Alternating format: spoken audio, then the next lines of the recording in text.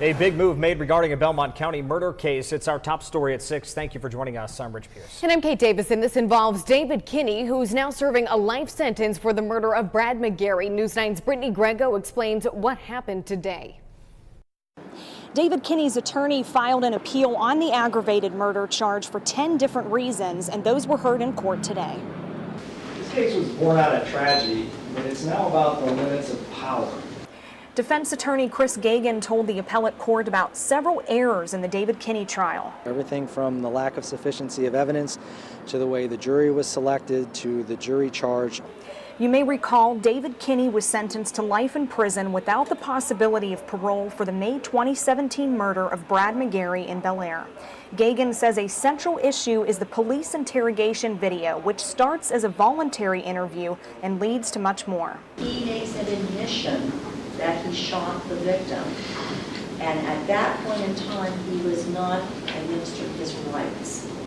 The appellate court asked prosecuting attorney Kevin Flanagan if Kinney's rights were violated at that time, in which he says at that point it was still a self-defense claim, and there was no indication Kinney would be placed under arrest. The sobbing actually occurs only after the appellant realizes that they know now more, or that they are not believing the story that he initially had fed them. Gagan also believes there should have been a voluntary manslaughter charge given to the jury instead of aggravated murder. We've always alleged that there was no proof beyond a reasonable doubt of prior calculation and design. That's required for aggravated murder. And if a state doesn't prove every element of a crime, there can't be a conviction. The Court of Appeals will take everything into consideration and then make a decision within the next few months. Of course, we will continue to keep you updated. Reporting in St. Clairsville, I'm Brittany Grego for News 9. 4th Street in Steubenville could get a little brighter if a new project gets funding. News 9's Juliana Ferfari sat down with the city's urban projects director. She joins us live in downtown Steubenville now with more. Juliana. Rich, Kate, it's a project that was discussed at a planning meeting a few weeks back, but today I sat down and got all of the details. If this project were to be funded, 27 new lights would be added right here on 4th Street between Washington Street and Market Street. The lights would be historic style lighting similar to those found in other sections of North 4th Street. But the urban projects director said this would not be a cheap project. That's a location where there's the most activity right now.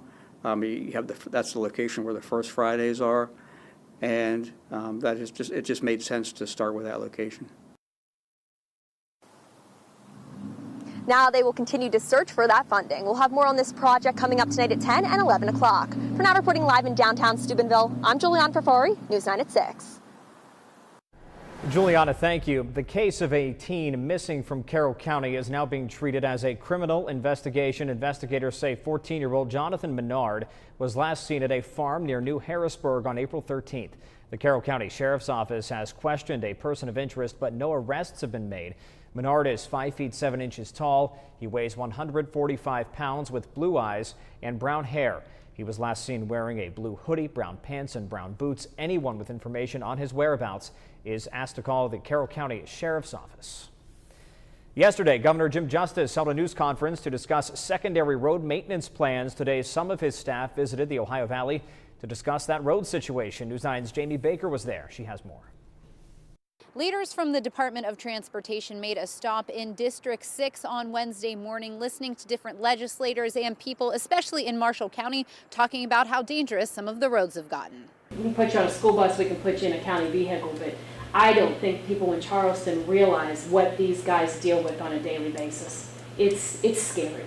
2 weeks after Marshall County declared a state of emergency because of the conditions of the roads, some officials had a chance to talk to Transportation Secretary Byrd White and Acting Commissioner of Highways Jimmy Wriston to voice their concerns. Someone's going to get hurt, and that's the last thing we want, and I know it's the last thing we want. So we're here to ask, whatever happened in Preston County that precipitated some of their work getting done more expeditiously, we would really appreciate that help in Marshall County as well. Many roads have been hit hard by travel of oil and gas industry vehicles, and State Senator Bill Ehlenfeld wondered if there was a way to hold those companies accountable for the damage. Is there a way that, is there a legislative fix? Is there something that you'd like for us to do as legislators to help make that process easier so that there is some, it's easier to hold them accountable than the process allows for right now. Wriston said heavy rains have wreaked havoc in many parts of the state, and he asked attendees to stay patient because while the process may not be quick, they do have a plan. Do I have all the answers? No. And can I fix everything tomorrow? No. But to quote Secretary White, we're going to treat it just like we're going to eat an elephant. And the way you eat an elephant is one bite at a time. They'll wrap up the day in Marshall County before heading to Parkersburg on Thursday. In Marshall County, I'm Jamie Baker for News 9. Covering the region now, 60 medical providers charged today in what the federal government calls the largest single takedown of opioid prescribers. A group in Cincinnati making the announcement included William Powell, U.S. Attorney for the Northern District of West Virginia, and U.S. Attorney Benjamin Glassman for the Southern District of Ohio. The takedown was conducted by the Appalachian Regional Prescription Opioids Task Force. As charged, these cases involve approximately 350,000 opioid prescriptions and more than 32 million pills, the equivalent of a dose of opioids for every man, woman, and child across the states of Ohio, Kentucky, Tennessee, Alabama, and West Virginia combined. The Justice Department released the names today of about 40 people facing charges. None of the names made public so far are from the immediate area. Why China? And what was it like? Two questions. The leader of the Business Development Corporation of the Northern Panhandle has been asked repeatedly since returning home from China. He was invited to attend the Asian Economic Development Summit and returned home with promising news for the area. News 9's Alex Taylor joins us live in the newsroom with the details now. Alex. Rich, Kate, this is Pat Ford's 9th international business trip on behalf of the BDC and said this one really left an impact on his life personally, while he also expects an impact on the Northern Panhandle to follow. We have to explore every opportunity nationally and internationally to attract industry here, to employ our residents. Ford was the only agency representative from the United States invited to this year's Asian Economic Development Summit. I was invited to go to that summit to explore opportunities for companies from China to actually build and invest in West Virginia. There are 0 Chinese companies currently located in the Northern Panhandle of West Virginia, but international companies including Pietro Fiorentini and Bidel have made their footprint in the landscape.